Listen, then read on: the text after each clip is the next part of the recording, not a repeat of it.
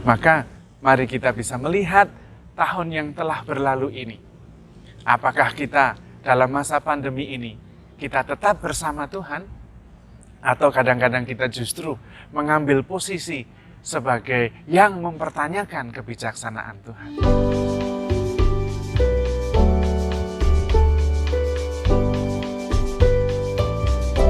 Sahabat Fresh Juice, dimanapun Anda berada, kini kita berada di penghujung tahun 2020.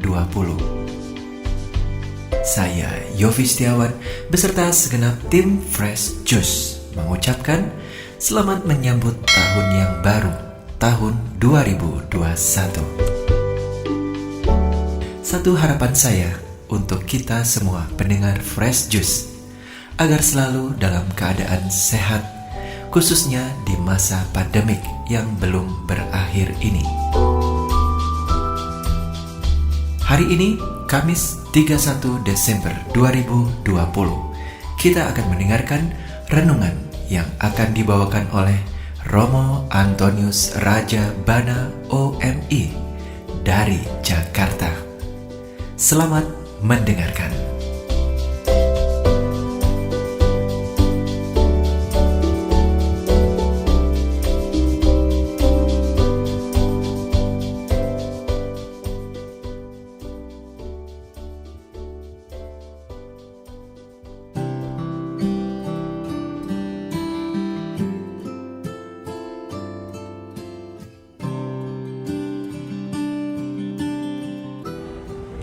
Para sahabat Fresh Juice yang terkasih, kita sudah sampai di penghujung tahun 2020. Dan sebentar lagi kita akan mulai tahun yang baru.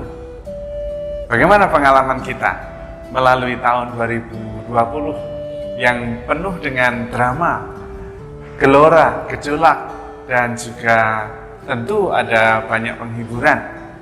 Bagaimana kita mengartikan hidup kita tahun ini, dan bagaimana kita harus membuat sebuah resolusi baru untuk tahun yang akan datang.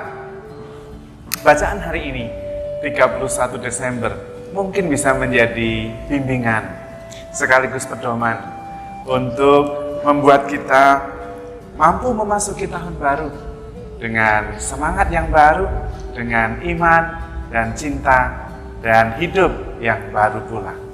Kita dengarkan bacaan Injil hari ini. Inilah Injil Yesus Kristus menurut Yohanes. Pada awal mula adalah firman. Firman itu ada bersama-sama dengan Allah. Dan firman itu adalah Allah. Firman itu pada mulanya bersama-sama dengan Allah. Segala sesuatu dijadikan oleh Dia, dan tanpa Dia tidak ada suatu pun yang telah jadi dari segala yang telah dijadikan. Dalam Dia ada hidup, dan hidup itu adalah terang bagi manusia. Terang itu bercahaya di dalam kegelapan, tetapi kegelapan tidak menguasainya. Datanglah seorang yang diutus Allah, namanya Yohanes. Ia datang sebagai saksi untuk memberi kesaksian tentang terang itu, supaya oleh Dia semua orang menjadi percaya. Ia sendiri bukan terang itu, tetapi ia harus memberi kesaksian tentang terang itu. Terang yang sesungguhnya yang menerangi setiap orang sedang datang ke dalam dunia. Terang itu telah ada di dalam dunia, dan dunia dijadikan olehnya, tetapi dunia tidak mengenal Dia. Ia datang kepada milik kepunyaannya, tetapi orang-orang kepunyaannya itu tidak menerimanya. Tetapi semua orang yang menerima Dia diberinya kuasa menjadi anak-anak Allah, yaitu mereka yang percaya dalam namanya. Orang-orang yang diperanakkan bukan dari darah atau daging, bukan pula secara jasmani oleh keinginan seorang laki-laki, melainkan oleh Allah. Firman itu telah menjadi manusia dan diam di antara kita, dan kita telah melihat kemuliaannya, yaitu kemuliaan yang diberikan kepadanya sebagai anak tunggal Bapa, penuh kasih dan kebenaran.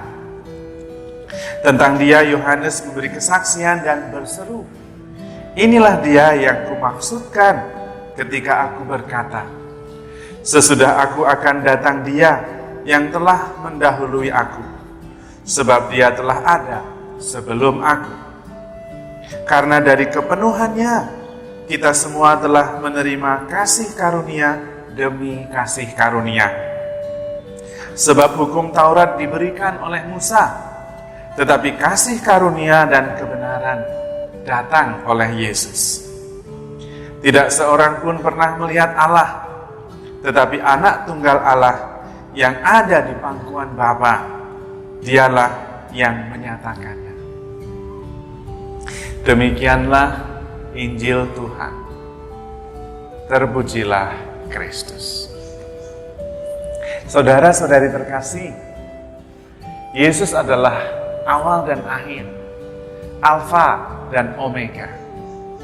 Dia adalah firman yang bersama-sama dengan Allah, dan dia adalah Allah. Dia ada sejak semula dan akan ada sampai keabadian. Dia adalah awal dan akhir. Dan tentu kita bisa bertanya, benarkah Yesus Sang Firman itu sungguh awal dan akhir bagi kita? Kita sekarang ada di penghujung tahun, akhir dari sebuah tahun yang penuh gejolak. Apakah benar Yesus tahun 2020 adalah awal? Yesus tahun 2020 adalah akhir bagi hidup saya pribadi.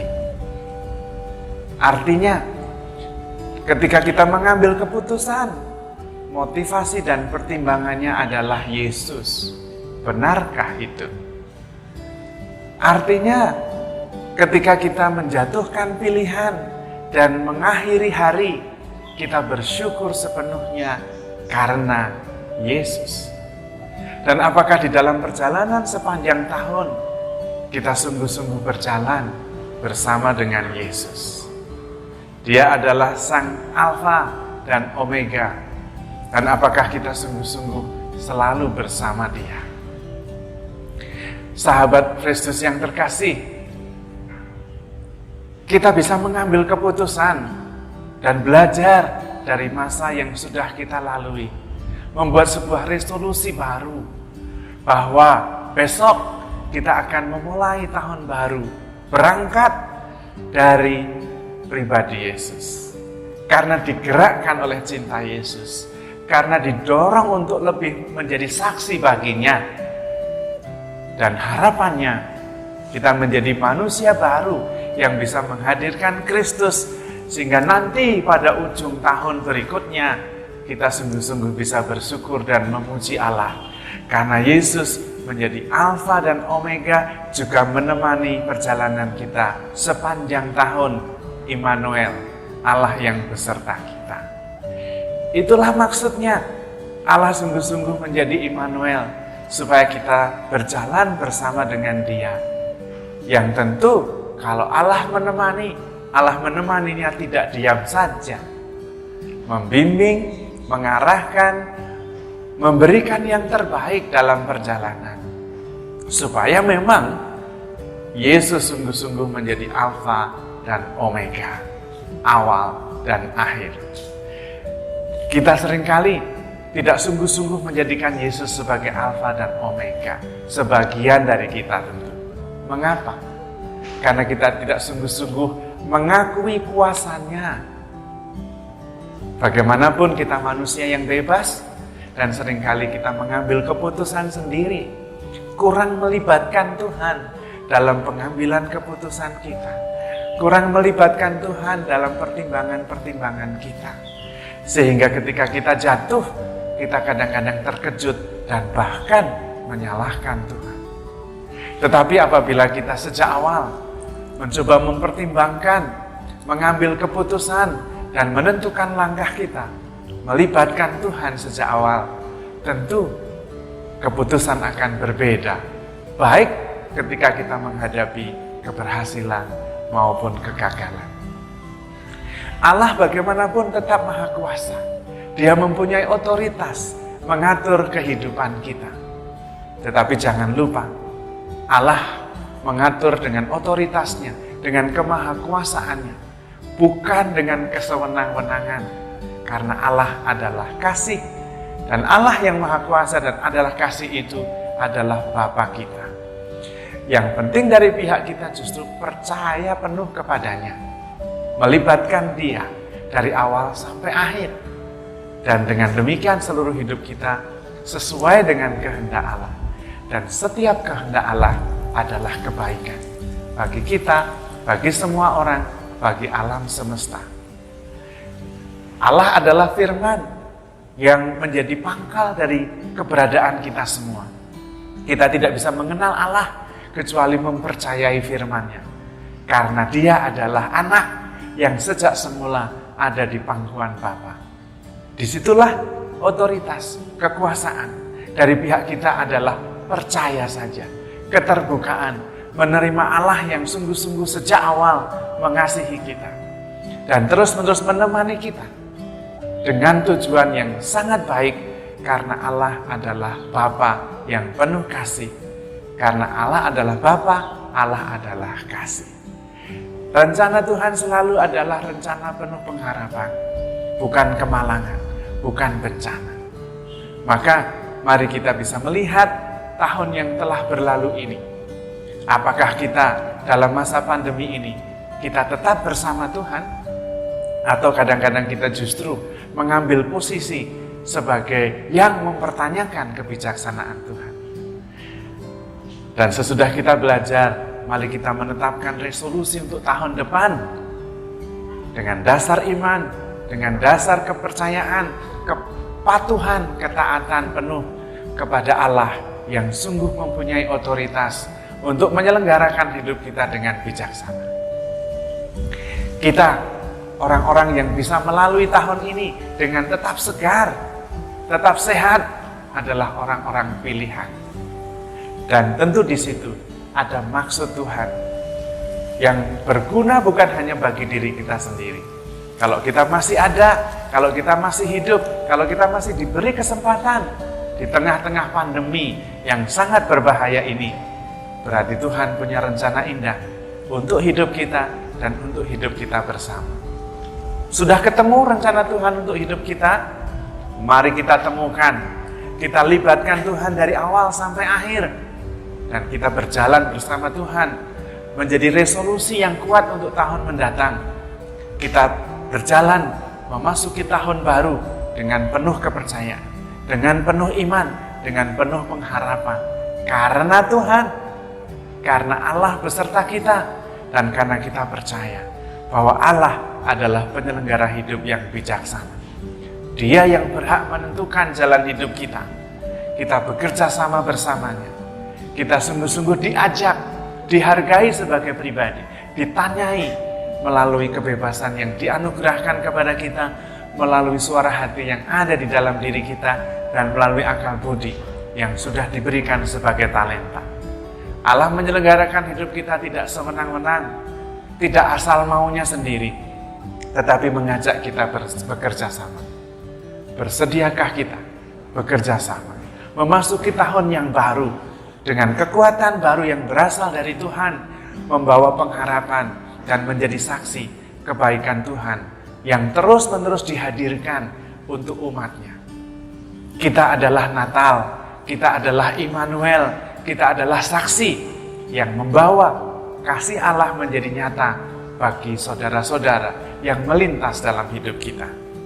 Mari kita memasuki tahun baru dengan resolusi baru. Sebagai manusia baru yang sudah dilindungi sedemikian rupa oleh kasih Allah, ditemani oleh Immanuel yang menyertai kita, supaya kita bisa membawa pengharapan akan masa depan yang penuh dengan janji damai sejahtera yang berasal dari Tuhan. Dan Tuhan tidak pernah ingkar janji. Dia adalah Alfa dan Omega, awal dan akhir. Firman yang adalah Allah, yang selalu bersama-sama dengan Allah dan menemani kita dalam perjalanan, supaya kita juga selalu bersatu dengan Tuhan, baik di dalam hidup, di dalam mati, di dalam bangkit. Di dalam hidup bersama Tuhan, hidup yang penuh pengharapan. Dan ketika kita mati bersama Tuhan, mati dalam damai sejahtera, untuk hidup dalam kebangkitan mulia selama-lamanya bersama dengan para kudus dan Tuhan sendiri yang bertahta di surga untuk kita semua. Tuhan memberkati. Sahabat Fresh Juice, kita baru saja mendengarkan Fresh Juice Kamis 31 Desember 2020. Segenap tim Fresh Juice mengucapkan terima kasih kepada Romo Antonius Raja Bana untuk renungannya pada hari ini. Sampai berjumpa kembali di tahun yang baru. Tetap semangat, jaga kesehatan, dan salam Fresh Juice. Selamat Tahun Baru 2021.